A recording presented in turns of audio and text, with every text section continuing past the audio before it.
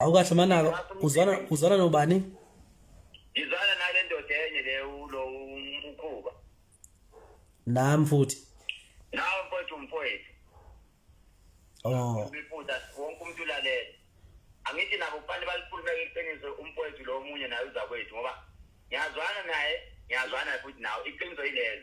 Uzwana ngalikhuluma iqiniso namhlanje ukuthi naye phela namhlanje ngiphinde ngafaka enye imali. Awukahle manaka uzwana nobani? Ngizwana nale ndoda enye le ulo umkhuba.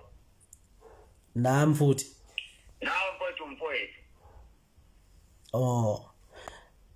Uyazi ukuthi mfowethu abakhulume phela iqiniso ukuthi sengiphinde phela ekuseni futhi ngafaka imali ngisupport umcimbi ngithi mfowethu hayi ngicela ukulula isandla ngisupporta indaba leyo bengasayikhulumi ke ukuze nawe phela uthi hayi buyiselani nani imali kaKhetelezi ngoba ngikwenzile futhi namhlanje ekuseni ngaze ngababuza futhi ngabuza ngiposte in social media bathatha cha ungapost kahle mbo.